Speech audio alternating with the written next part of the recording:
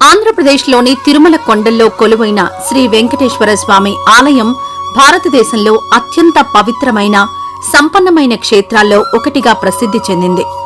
ప్రపంచవ్యాప్తంగా లక్షలాది మంది భక్తులు సందర్శించే ఈ ఆలయం వెనుక ఓ గొప్ప చరిత్ర, పురాణ కథనాలు ఉన్నాయి.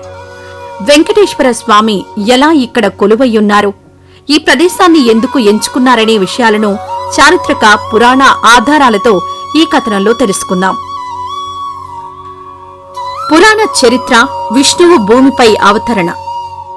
స్కంద పురాణం, వారాహ పురాణం వంటి హిందూ గ్రంథాల ప్రకారం వెంకటేశ్వర స్వామి తిరుమలలో కొలువు కావడం వెనుక ఒక దైవీయ కథ ఉంది. కలియుగంలో మానవులను రక్షించడానికి శ్రీ మహావిష్ణువు వెంకటాచలపతిగా భూమిపై అవతరించారని చెబుతారు. ఈ కథనం ప్రకారం శ్రీదేవి భూదేవి మధ్య జరిగిన వివాదం తర్వాత విష్ణువు వైకుంఠం నుంచి భూమికొచ్చారు.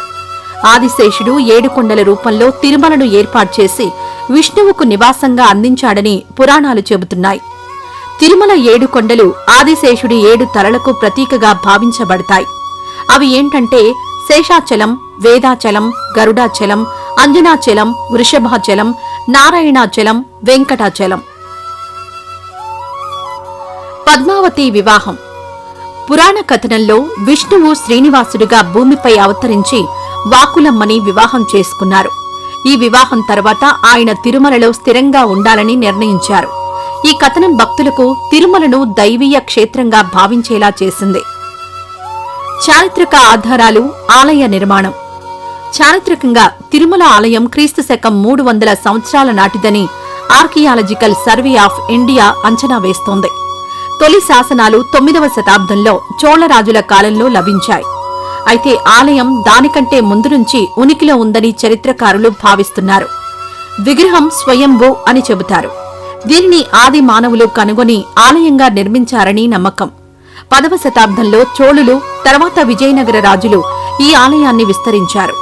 క్రీస్తు శకం 1330లో విజయనగర రాజు కృష్ణదేవరాయలు ఆలయానికి బంగారు గోపురాన్ని దానం చేశారు. ఇది ఈనాటికి కనిపిస్తుంది. తిరుమలను ఎందుకు ఎంచుకున్నారు?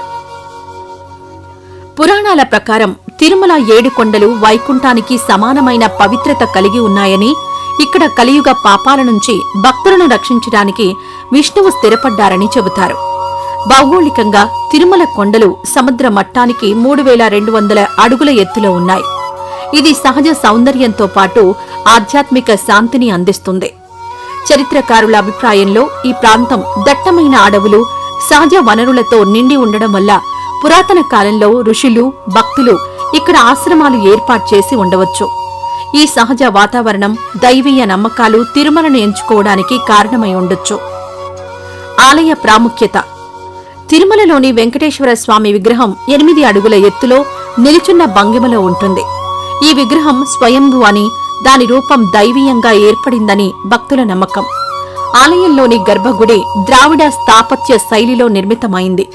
రోజుకు సుమారు 50,000 నుంచి 1,00,000 మంది భక్తులు సందర్శిస్తారు. సంవత్సరానికి 3,000 కోట్లకు పైగా ఆదాయం సమకూరుతుంది. నిపుణుల అభిప్రాయం. పురాతత్వ నిపుణులు తిరుమల ఆలయం క్రీస్తు శకం 300 నాటి సాక్ష్యాలను ఆధారంగా దీని పురాతనత్వాన్ని ధృవీకరిస్తారు. చరిత్రకారుడు డాక్టర్ కెవి రమణ మాట్లాడుతూ, తిరుమల కొండలు సహజంగా రక్షిత ప్రాంతంగా ఉండడం, పురాణ కథనాలతో ఆధ్యాత్మిక ఆకర్షణ కలగడం వల్ల ఇది విష్ణువుకు నివాసంగా మారిందని అన్నారు.